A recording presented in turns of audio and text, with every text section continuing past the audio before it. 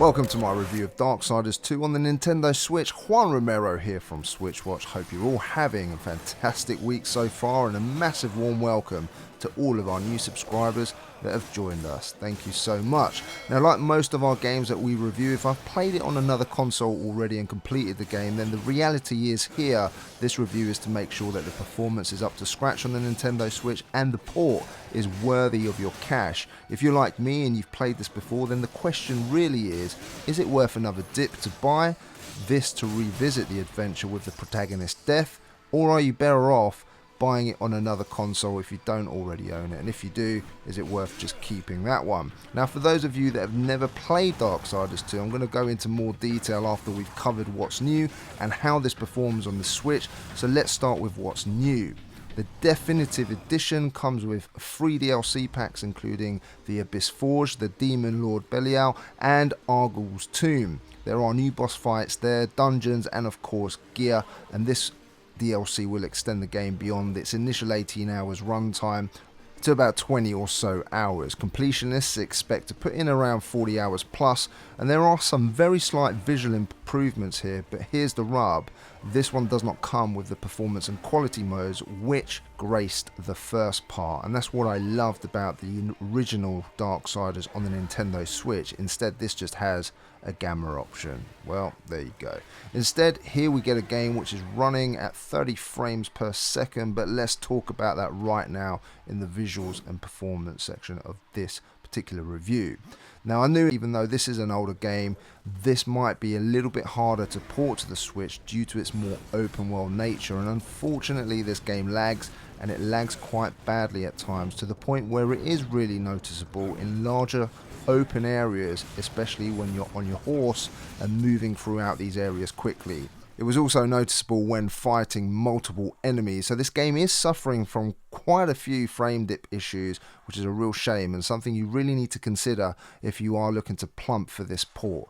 It just seemed like the Switch was struggling with this at times. Load times seemed, to me anyway, to be a little bit longer than before between certain areas. The visuals they still look good today. There's nice detail within the enemies, Death himself, animations mostly are smooth, and the cutscenes still look good today. You're never going to tire of Death slashing his way through multiple enemies and all the lighting and particle effects that come within that. Environments still to this day look really nice, although a little washed out in handheld mode, but that's to be expected. Games usually published by THQ on the Switch have lived up to promise. However, for whatever reason, this doesn't quite meet the highest standards that they've set on their other ports. Now, while it's not a complete deal breaker, it is something to be aware of if you're considering it, for your Nintendo Switch.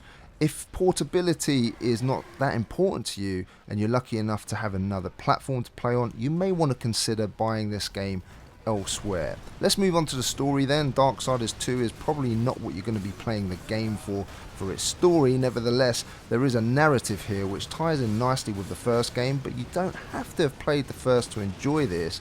Here you play as Death, one of the 4 horsemen of the apocalypse, trying to clear your brother's name due to events which took part in the first game, where he stands accused of wiping out the whole of humanity. All characters throughout are narrated, and it's always something I appreciate in a game, as it adds so much more character to the characters. And while it wasn't the most riveting story I've ever heard, it served its purpose well here. In terms of gameplay, I think people will say that they either like Darksiders 1 or Part 2 best out of the trilogy. I tend to like both for differing reasons. They both bring something to the table. Darksiders 2 has that more open world feel, larger areas that you can explore freely, so it has expanded on the first. I love that you can summon a horse, which is summoned just by holding L and R simultaneously, and the horse appears out of nowhere for you to ride, and I always loved that. Darksiders 2 takes a different approach to Part 1 in that it doesn't feel like it's always full of action constantly, which I actually enjoyed, as you can take your time to explore areas, look for gear and take out some foes to level up if you desire. There are secrets to find, enemies to have fun with by slicing them up, and then puzzles to solve, so the pacing here in this game is perfect for how I like to play.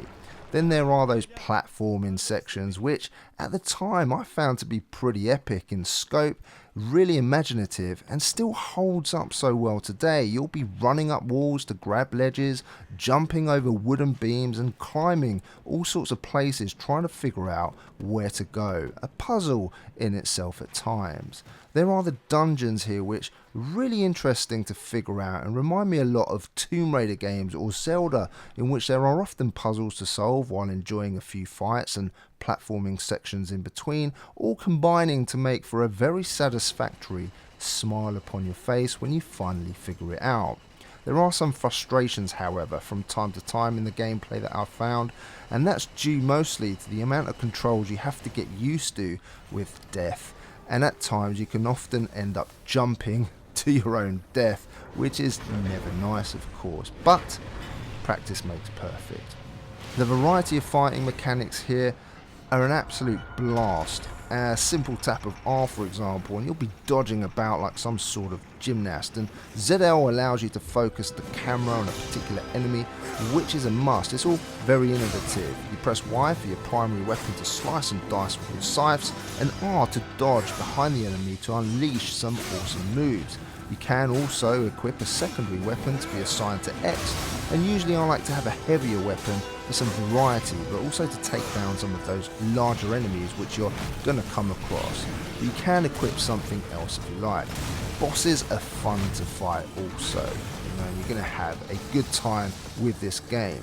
Within the inventory you have your abilities like your horse, your crow dust, which serves as your guide and flies around with you. There's gear such as your gun, yet another weapon which is also used for puzzles too. The further you get, the more you're going to unlock later.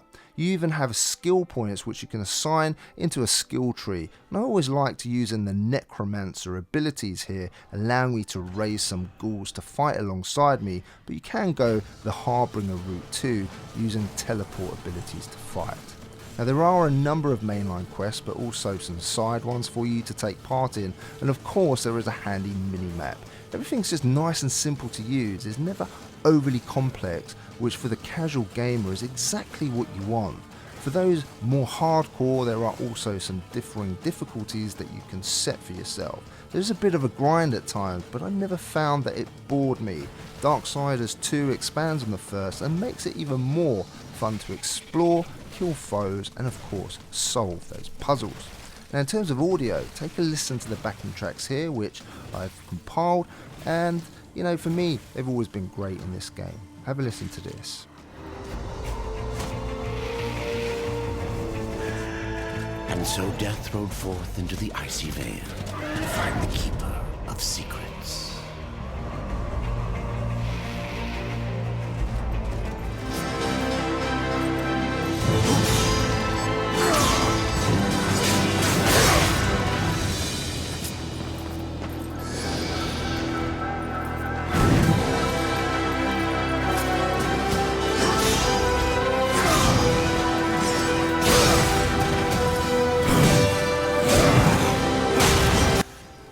Now, as stated already, the characters are voiced, and Michael Wincott does a great job as Death here. Kudos to the other voice actors and actresses too. There seemed to be a bit of an issue with the volumes in some places, which I didn't notice in the original. Audio in the background sometimes does cut out, and this only happened a few times, but it is something again to be aware of. It's a little bit buggy at times, which is a shame. And we also have to give kudos to the sound designers for those sound effects. They're absolutely epic in this game. And I just want to show you a little bit of this fight so you can get a flavour.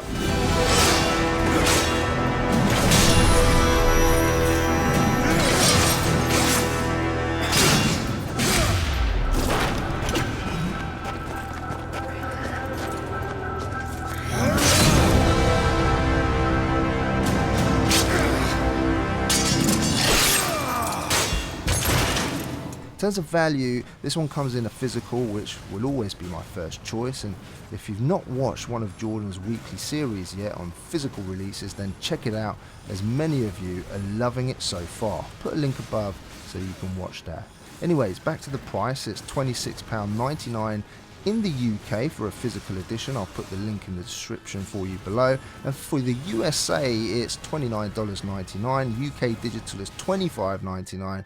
And for those of you that live in Europe, $29.99 in euros. Remember here though, you get all of the DLC, loads more gear, and a game that, even though if you've played the mainline story, you're going to have a good amount of playtime to extend that playthrough if you explore a little more. So what's my verdict on this one? Before I go into that, let's have a break. Darksiders 2 is a game I enjoyed very much in 2012, and I enjoyed going back to it on the Nintendo Switch, albeit with this version suffering from some performance issues, and not having that performance and quality mode is a little bit of a miss, because the first one had it of course on the Nintendo Switch, so it's a shame.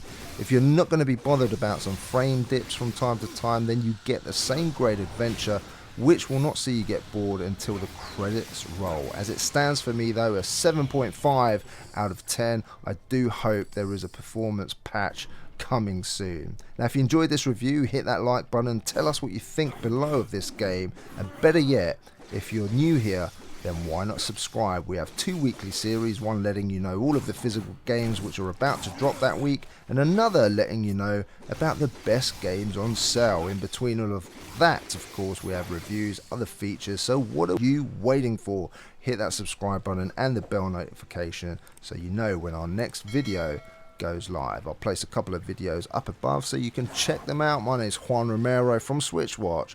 I'll see you again on the next one. Take care.